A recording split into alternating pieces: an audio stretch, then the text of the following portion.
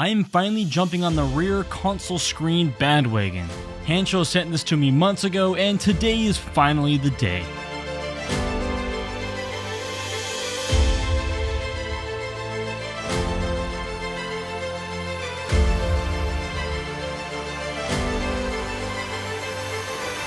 Basically what we're going to do is replace this old boring vent cap at the back of the center console with this new touchscreen. Now I always hate it when creators make you wait to the end of the video to get to the whole why of a product, so we're going to handle that right now. This screen sells for $479 online, but is less with my custom discount code, which I'll put down below in the description. From the factory, the back passengers in the Model 3 and Y don't have any way of adjusting their temperature. This is all done with the front screen. With this, they do. They don't have any way to adjust their fan speed. With this, they do. However, it will also adjust it for the whole car since there's only one fan motor. The climate control will also have to be on in the front in order to do any sort of adjustments in the back. With the older models, you don't get to have USB-C, only USB-A ports, but with this, you do.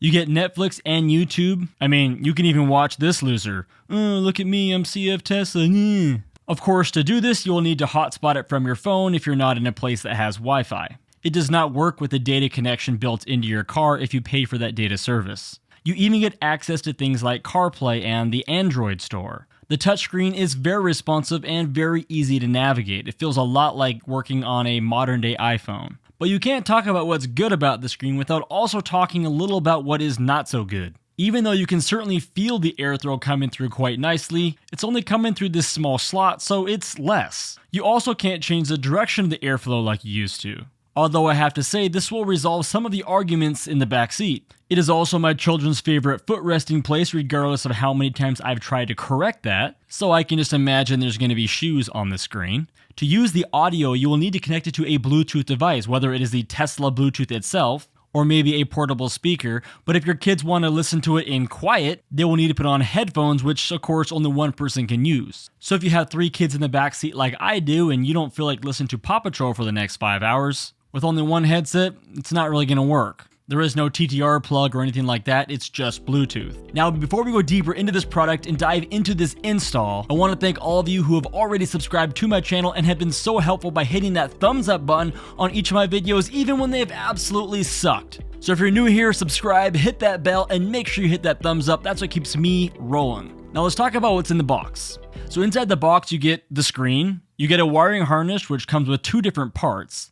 You get the main part for the screen, which we're going to install today, and you get another part that connects to the front seat. This allows the rear passengers to control the front seat. I personally did not install this because I didn't want people in the back seat having that control. I can just imagine what my kids would be doing. I swear, my kids are good and I love them, alright? But the reason why this part was designed was so if there wasn't someone in the front seat and the rear passenger needed to adjust it for their leg room or anything like that, they would be able to do that from the screen.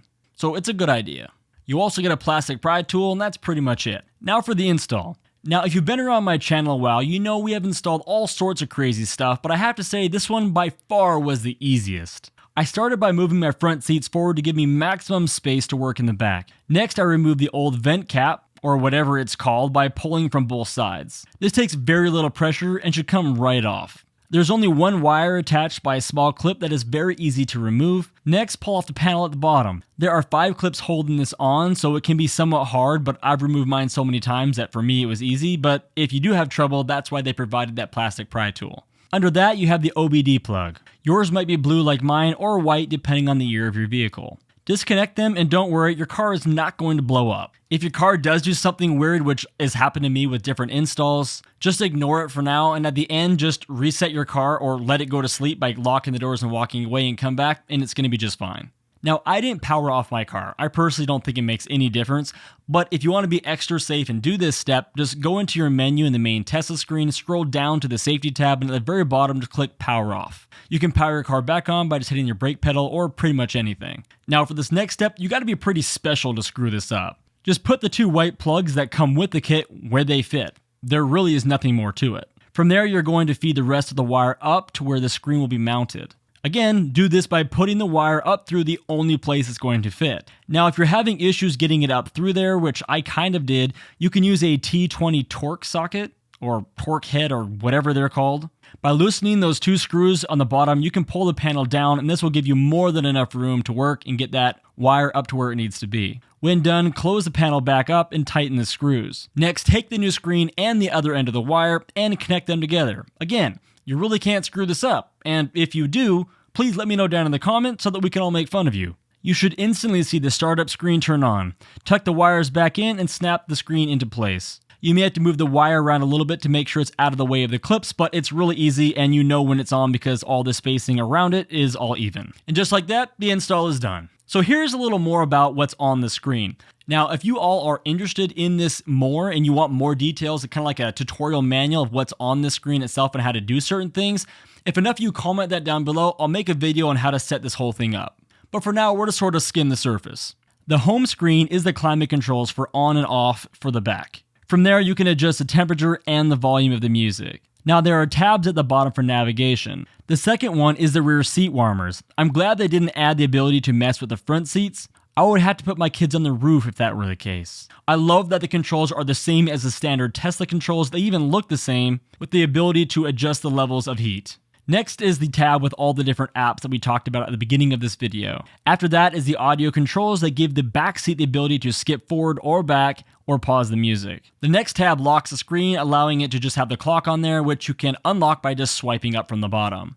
And the last screen just turns the screen off that can easily be turned back on by a simple tap. Since this screen is connected to the brain of the Tesla, if the front screen goes off, so does the rear screen and vice versa. So if your car goes asleep, so will this screen. It's not going to sit there and drain your battery. So I think this screen is super cool. I love that in my car now, the rear passengers have control of the temperature that they need to feel comfortable. I love that I can download games through Android Audio Store that they can play in the back seat. And I mean, honestly, who cares how much air is going to them? My front vents still work perfectly. So what do you guys think of this one? Cool or not cool? Thanks again for watching. Make sure you're subscribed and hit the like button to keep this channel rolling. See you on the next one.